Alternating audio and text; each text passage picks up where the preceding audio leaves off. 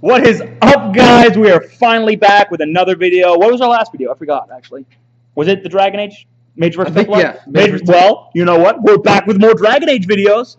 We finally gave you enough time for everyone to beat it, because like I beat it, I think the week it came out. You beat it what, like 2 weeks ago? 2 weeks ago? Yeah. Like 3 months after it came out? Yeah. Not bad, not bad. I mean, terrible, but not bad. So we want to talk about the thing that everyone else is talking about, if you've beaten the game. If not, spoilers, of course. Which is the ending. We'll talk about the ending in general. Like, how did you... We'll talk about the first ending and the ending that we all want to talk about. After the credits. Yeah, exactly. The Avengers cutscene thing. Yeah. You know, after the credits, yeah. Yep. All right, go ahead. Go ahead. What did you think about the ending? Okay. Just ending. the regular ending with Corypheus being killed and slain, and then whomever you've chosen as your divine being made divine, and Solas just disappearing up and leaving. Just leaving like a dick. But I think the regular ending before the credits left room for DLC, maybe a little bit of an expansion pack. It was it finished off enough things where I was satisfied, and it left some things open where it got me thinking like, oh, that could be an expansion or DLC. You know, just another way for EA to make money. Yeah. You know. I like the ending too. I liked that I got to choose the new divine. It really felt like I was having not even so much choose the new divine, but you know, have some push on who the new divine is, which felt really cool. Corypheus finally died. It was good. About time. Yeah, it was a fun boss fight. I really liked that fight. I love that I got my own dragon to fight his. I know, that was so cool. Because Morgan for me. Well, for me, Morgan just came out and kicked ass. Yep, and it was pretty badass. But the ending was nice. I liked the celebration thing. It wasn't like a very good celebration. Oh, it kind of felt like the DLC of Mass Effect, except a lot more watered down. Yeah. It's just you walk down the hall and you talk to everybody on your side and you kind of just zigzag through. Well, it was kind of the same as Dragon Age Origins ending. Did you ever beat Dragon Age Origins? I'm on the last minute. Oh my god! You still haven't beaten it! You beat Inquisition! Only because I forced you to, I remember. Yeah. Oh my gosh. But the Dragon Age Origins ending is kind of the same, only I think the Origins one was better. Okay. I'm not sure why. It just kind of was. But yeah, the ending was good. It was a fun ending, good boss fights. So we're about 2.5 minutes into this. Let's talk about the real meat, what everyone wants to talk about. The ending after the credits. Where a certain bald elf badass with giant ears. He didn't have giant ears, he was an elf. Yeah, anyway, when an elf reveals himself to be a god and then absorbs the old woman who's been protecting us throughout all 3 games. I actually did kind of have a little bit of an attachment to Flemeth. She helped you out in Origins. Yeah, right? Got you on your way. She does the same thing in 2. She saved you in 2. Nice. Yeah, but she was very cool to us. And then in the end, Solas comes in. Oh, man. And it's comes still in bitching about his orb being broken. Right? It's still not certain. We're not certain what happened there between him and Flemeth. What do you think happened? What do you think they were talking about? You know, it's really hard to pinpoint what exactly happened. It's an interesting concept to even think about. I have a couple friends who we've just gotten, just sent out a text message. Oh, I finally beat the game, and then it's been like a 4-day discussion about what happened. Yeah. And what I think, and I'm going to piggyback on my friend Holly's suggestion, who also watches our videos and comments on them. And say hi to her. Subscriber. She is, like all the other cool kids. Thank you very much, Holly.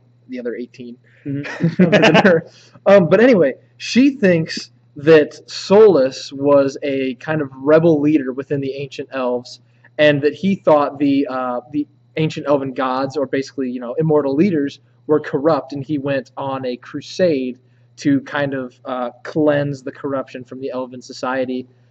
And unfortunately, he couldn't foresee this outcome with the ancient elves falling into Tevinter hands, basically, and being destroyed. So when you say that they were gods, you kind of did air quotes there. Yeah, immortal. They were immortal. You meant that they were high-ranking officials. They were very powerful. High-ranking officials or leaders. They weren't literal gods. Because that's something I really love about Dragon Age, even though it's a world with magic. Religion just an explanation for everything that happens. There's nothing set in stone. Like when I first saw the trailer, I thought, oh my god, the Maker's real. This is official. Turns out, no, it was just the seat of the Maker is empty. The seat of the Maker. Oh my gosh, that was so cool. I've looked upon the throne of the gods and seen that it was empty. I love that meeting right there. That entire, oh my gosh. Also, just a quick shout out to that one awesome song.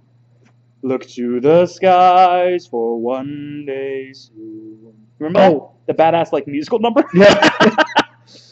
Oh, that was cool. And with the mess. But okay, aside from that, so you think they were high-ranking elves? I think Solus was a high-ranking elf who thought there was a lot of corruption and went on a crusade to cleanse the corruption from elven society. And he himself was also a high-ranking official who saw it in others. We know that Solus was in fact the Dreadwolf, or had the spirit of the Dreadwolf inside of him, just like Flemeth had the spirit of Mythal inside of her. Very cool. But we don't know for sure is whether or not he was actually a god. That's a big question that we're waiting, hopefully, to be answered in the next DLC. I mean, they certainly teased it at the end of the credits. Absolutely. What I believe, I personally think that they were gods, that these ancient elves were gods. There were 9 of them, of course. We know Flemeth, Finharal. The 7 others are mentioned, but for the life of me, I can't remember their names. They all have very elfy names. And they were long and confusing. But we had the other 7 elves. But you know what else we had 7 of? Archdemons. 7 archdemons. 9 old gods. 2 of them were Flemeth and Solus. So what I'm thinking, Solus locked away the old gods, or his elf gods, into these old god egg kind of things, and then turned them into the archdemons. And that's how they become archdemons. So here's my question for you, Tanner. All right. If we've had 7 archdemons with 2 remaining Solas and Flemeth, are we done with the Blight? In theory, we would be done with the Blight, I suppose. However, something to remember is Morrigan can absorb the spirit of an archdemon, of an old god. Yeah, she can. If you choose to have the god baby with her. So I made the choice in Keep to have the god baby because I liked Alistair and I liked my Warden. Did I just bring about a new possibility of a new Blight? In theory, yes. You could have brought up a new Blight. However, another thing in Dragon Age Awakening, which I know you didn't play, there were... You should probably play it. You should also probably beat Origins. There were also a person called the Architect, who, similar to Corypheus, was a talking Darkspawn. Okay. A Darkspawn with knowledge. He was a very interesting character. Is he one of the Grand Chancellors? Is that what they call him in Tevinter? That ascended and... He did not seem to think so. Okay. The way he described it, he just kind of woke up and was able to talk. Interesting. It was very interesting. It's good stuff. Is that what they're called, Grand Chancellors? I don't remember. Or Magisters. Excuse me. Sorry, Grand Magisters. Yes. I don't believe he was. Because there's another one called the Mother, who was a brood mother who went through this thing that allows Darkspawn to talk. Anyway, the point is, these old gods are also these elven gods. Solus woke up, saw that the elves were in terrible, terrible condition. Woke up from his fade sleep. His fade sleep, which I'm assuming was just forced upon himself. And then he woke up, saw what the world was, and then I think he went traveling. He went to all these places to kind of learn the history of this new world, or learn the history. Yep, see what had happened in his actions. He went to Ostagar. He said he was there. So maybe he learned history through this way. It's a very interesting thing. And a point to be made here, Solus, like at the end, what does Solus do? He absorbs Flemeth, right? And in a sense. It's up for debate, but yeah, I would agree that he may have absorbed the power. Do you think Flemeth was willing?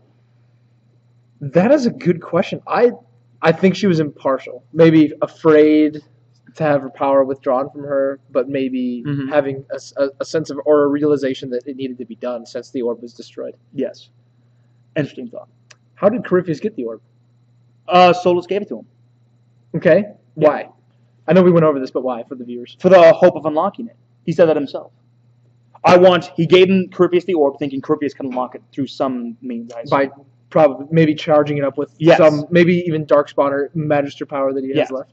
Any means necessary to assume. Okay. And the orb is now broken. What do you think the orb did? The orb opened up a way to the Fade. The old gods aren't locked in the Fade, though. They're locked. Maybe they are. Perhaps they are. The old gods are maybe locked in a sleep. The Darkspawn come and wake them. Are they locked in the Black City? No one has penetrated the Black City since Corypheus, if you believe Corypheus, the insane bastard. You know, I actually believe him. I don't think he'd lie about that. I don't think he thinks he's lying. I think he's telling the truth. He thinks he's telling the truth. Yeah, he thinks he's telling the truth. Okay. I don't think he is. It's like you think his story has been. It's from his perspective. He sees that I was going to do this. I was at the Black City. Okay. But however, I think it's not true. It's not accurate. He thinks he was there, but he probably wasn't. There's no proof that he was. There's no proof that he was at the Black City. The Black City's real. The Black City is a thing. We know that because we were physically in the Fade during the Grey Warden mission. We saw the Black City. Yes, but it was gold before it became black. Yes. That's been recorded. So, that you would look like because the first Fade walkers would look off into the distance, and the Fade has no direction, but they'd look off into the distance and they'd see the Golden City. yes.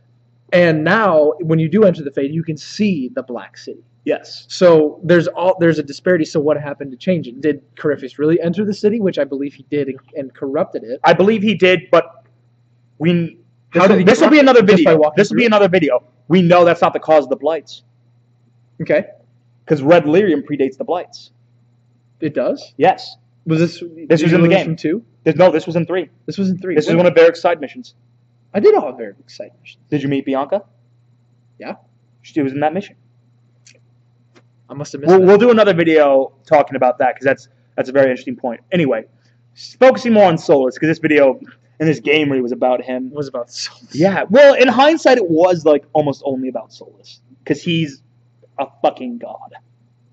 You say a god, but I say high-ranking leader within the Elven hierarchy. Okay, then how is he still alive? Elven magic. How did any of the other leaders stay alive? They had gods. They still have their immortality. Yes, their immortality. Okay. That's all the old gods are put in a Fade sleep. Okay. They're sleeping there until the Darkspawn wake them up. I assume and then they become archdemons when they become. Yes, I think the blight wakes them up. Okay. So not Fenris, Solas put them in this sleep, and now I'm assuming he's trying to save the remaining 2 with the orb. Yes, with the orb, which is now broken.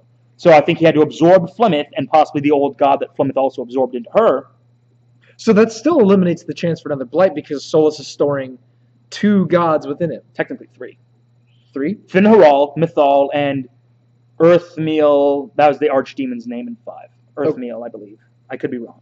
Don't quote me on that. So he's got those 3 in him, but there's still 2 others. Yeah. And I think his mission now is to go and find them and stop them. Not stop them, but bring them back and try to get the elves back on top.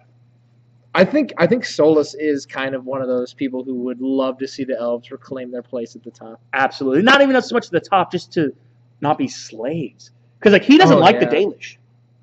I remember that specifically. He doesn't like the Dalish. He doesn't dislike the Dalish, but he doesn't like them. Yeah. Interesting. He was very indifferent about them. He saw them as elves clinging to last hope, kind of a thing. And the city elves were just pathetic to him. He didn't like Sarah. Well, he didn't dislike Sarah. He felt pity for Sarah because she was kind of. Sarah was awesome. Sarah was awesome, but to be honest, she was kind of dim-witted and klutzy. She was very dim-witted and klutzy, and she was. And I think Solas being from the Elven period when they were basically on top and they had wonderful magical powers, and then he sees Sarah kind of ditzying about, that brings great sadness to him. Another thing I want to talk about is there's a theory out there that Solas, this isn't the first big role Solas has played in his life. There's a rumor out there that he was, you don't know this, I'm sure, but Andraste had an elf friend. And Solas was Andraste's companion? In a sense, yes. Solas has been living this entire time trying to help things get by. Interesting. Yes. And there's another example of another elf that affected history that also could have been Solas. And in Dragon Age Origins, you see this elf. He looks like Solas. That is something for a different video. And you know what? Absolutely. I think on that point, we're going to end it. We're going to end it with the promise of more videos. The promise of how many we had discussing the Golden City, we have becoming the Black City, Solas throughout history. Yep. We have other videos we're doing. We're not going to say them now because in case you might not do them. But still, new games coming out in 2015. Absolutely. We plan on 2015 is going to be a big year for us. We hope to do different games. We hope to do more videos. I don't know if we got a new camera, so it looks nice. Better. We've been talking about doing Let's Plays, which have gotten great reviews in the past. Yep. So we're looking forward to doing that. And we're almost out of time. I'm Undeadlyish. I'm Stunomatic. And we're LoreHeroes. Please subscribe. Please subscribe. All right. Thanks for watching, guys. Oh, yeah, you can still see us.